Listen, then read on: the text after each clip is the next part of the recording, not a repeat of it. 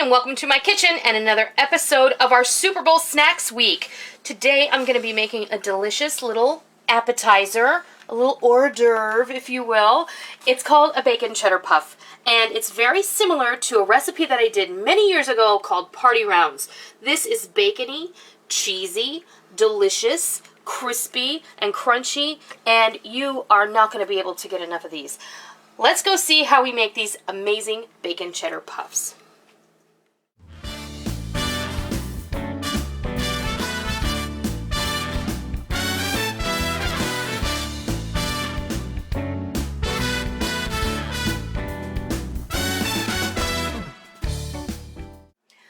Alright, we're going to go over all the ingredients and build the, I won't call it a filling, but it's the spread that's going to go on top of these really awesome bacon cheddar puffs.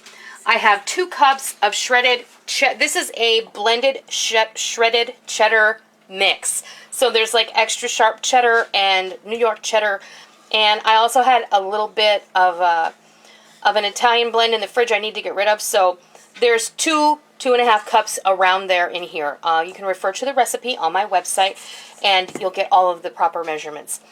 I have a half a cup or about a half a cup. It's half a pound of bacon that I cut down into lardons and I rendered off in a frying pan and I drained it so it's fully cooked.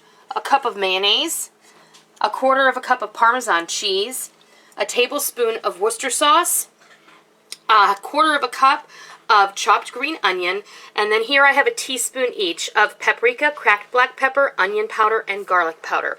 And all we do now is we just toss all of this in here together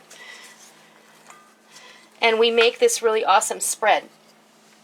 You just dump it all in.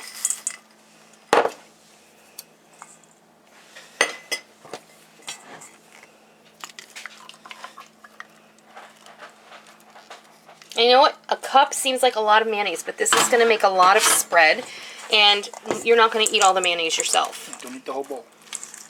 You're going to want to, but you shouldn't.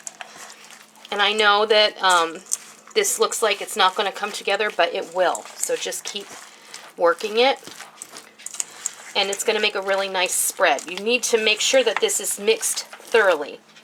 And I suggest a nice rubber spatula that will help you get that job done. So just keep folding it into itself and kind of mashing it together. And incorporate that mayonnaise into that cheese and all of those spices and the Worcestershire sauce. You want it to be super well blended. And this may take a couple of minutes, so I'm going to go and take care of that. Okay.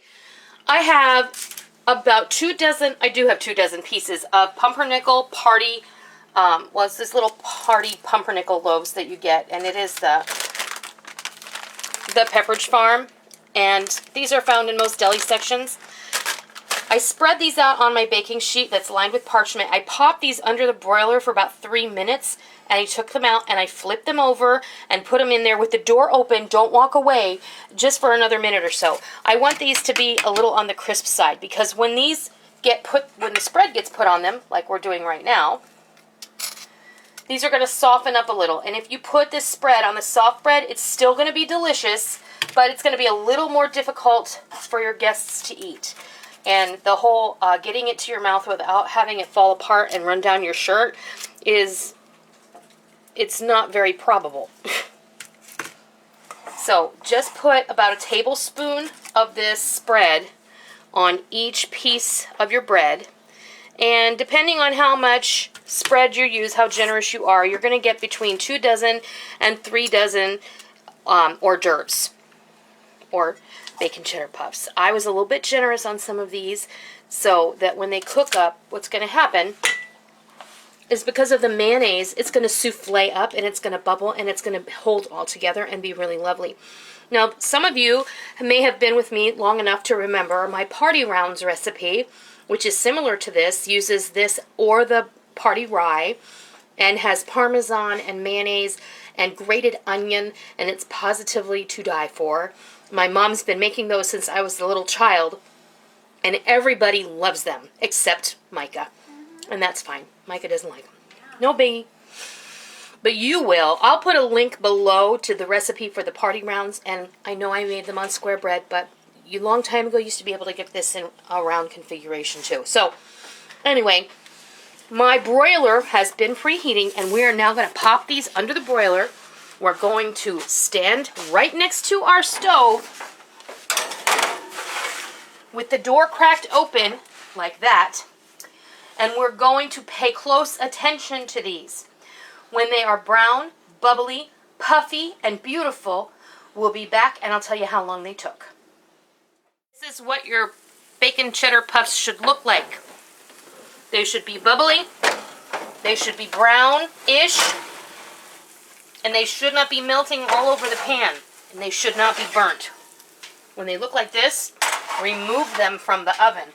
Any longer and it's going to burn, and those pre-cooked pieces of bacon are going to turn into tooth-breaking nuggets.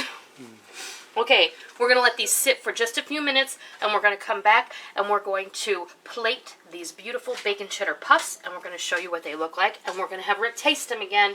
I have to.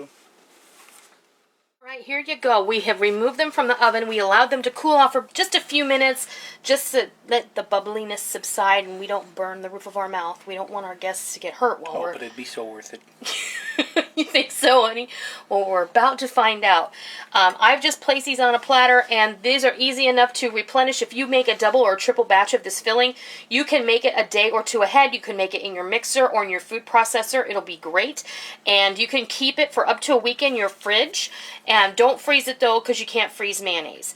And then you can just make these and pump them out. You make a pan, and then serve a pan, and then make a new pan, and just keep replenishing your buffet, and everybody is going to love these, I promise. You want to try one, honey? Okay, if I have to. Crunchy.